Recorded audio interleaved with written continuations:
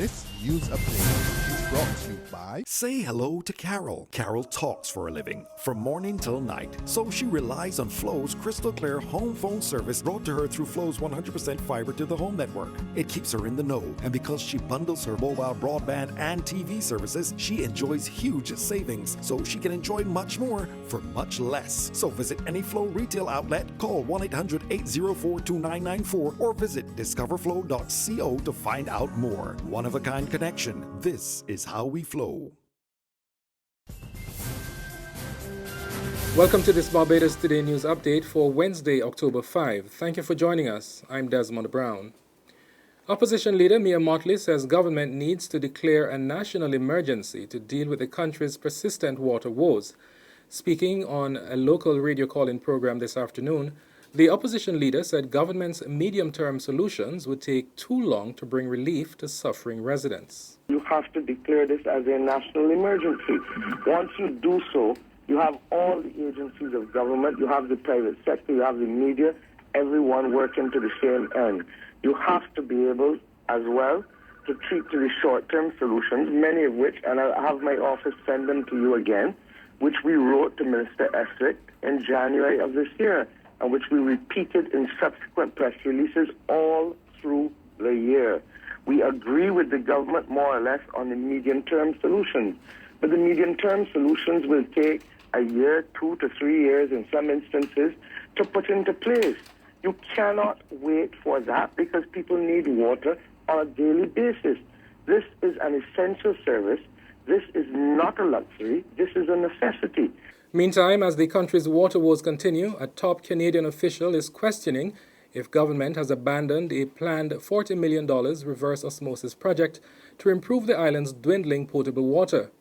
The facility at the Bell Pumping Station was to be funded through agencies in Canada in the form of a loan.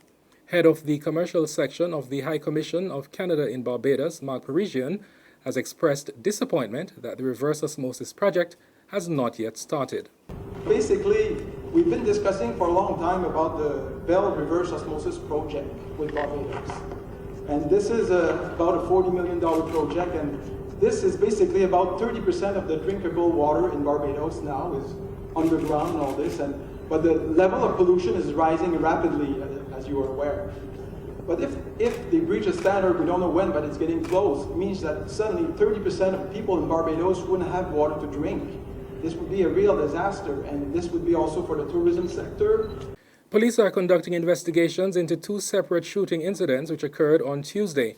During the first incident, which occurred around 8:10 p.m. at Eden Lodge, St. Michael, 44-year-old Gradwin Taylor of Eden Lodge, St. Michael, received a gunshot injury to his left foot. He was transported to the Queen Elizabeth Hospital by private transportation, where he's receiving medical attention. In the second incident, which occurred around 9:50 p.m. at Gills Gap, Eagle Hall, St. Michael, 35-year-old Henderson Farrell of White Park Road, St. Michael, was shot multiple times by an unknown assailant. He received gunshot injuries to his arm and abdomen. He was transported to the QEH by ambulance, where he is receiving medical attention. New complaints have arisen about sewer-like smell affecting staff and students at the Combermere Secondary School. Reports reaching Barbados Today say faculty members have been intermittently battling the odor since the first week of school. In addition, the reports indicate that some persons have been experiencing headaches, rashes, and hoarseness. Barbados Today made several attempts to contact the school's principal, Veer Paris, but so far we have been unsuccessful. Fearing a fresh outbreak of cholera in Haiti following the battering by Hurricane Matthew on Tuesday, United Caribbean Trust, UCT, has launched an urgent appeal for money to boost a clean water project set up following the country's earthquake devastation in 2010. Founder of the Barbados registered charity, Jenny Trahin, who was in Haiti during the earthquake and stayed on for 3 months to distribute relief supplies from Barbadians, said that many people were still living in tents 6 years after the tragedy. Trahin noted that, as Matthew threatened, UNICEF's representatives in Haiti had warned about waterborne diseases and stated that their first priority was to make sure that children had enough safe water. UCT wants funding to purchase the Sawyer Point 1 filter, which is the fastest, easiest, and most efficient way to get potable water. They are appealing to Barbados for donations to purchase more Sawyer Point 1 filters. A family filter with bucket costs US $50, and a community filter with a 50-gallon drum to service a school with 250 children costs $100. In sports, Pakistan defeated West Indies by 136 runs in the third and final one-day international in Abu Dhabi. Scores: Pakistan 308 for 6 of 50 overs, West Indies 172 all out of 44 overs. There's regional and international news after this short break. Get your paper, get your paper. Only 225, 220. Who? For what? That's Bear Stare News. I don't read about that from Barbados today since last night. That can't only care do. 220. Who?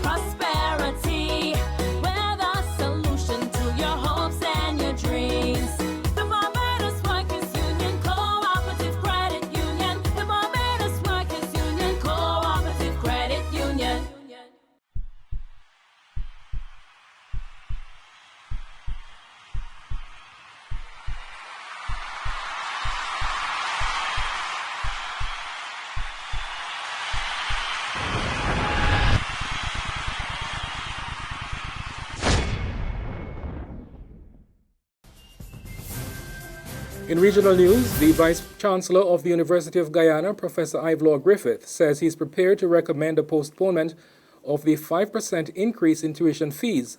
Students staged a peaceful protest at the institution on Monday, calling for the increases to be shelved. There's been no real improvements at the university, even with the increase in the facility fees that they just pounced on us. The university notified students via email saying that its Finance and General Purposes Committee had approved an annual 5% increase in tuition fees for 2016-2017 and 2017-2018 academic years. Our bathrooms, the toilets don't have water to flush. I mean, we're still fetching chairs to go to our classes. They're still telling us our classes need to be rescheduled because there's not enough classroom space for us. After they would have said they're building a modern classroom facility, they built something that looks just like the stables, only painted in a different color. And now they're telling us that they want 5% increase. 5% for what? They don't even empty the garbage on time. The university campus is a health hazard, and we are not paying 5% increase for a health hazard.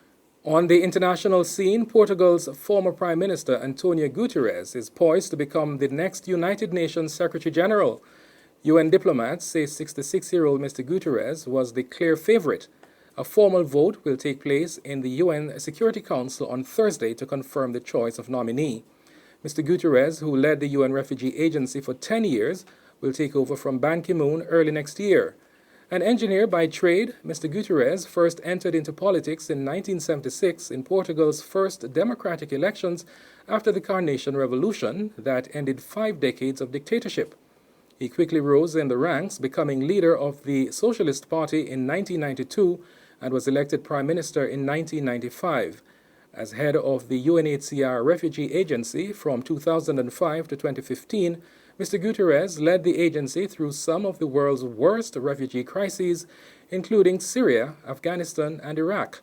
During that time, he repeatedly appealed to Western states to do more to help refugees fleeing the conflicts. That's news, but for the very latest, visit our website at www.barbadostoday.bb. Also, subscribe to our e-paper, email updates, and like us on Facebook. We're on Izumi Media in bus terminals or screenplay at supermarkets and gas stations near you, as well as Channel 99 on Flow TV and Mix 96.9 FM. I'm Desmond Brown.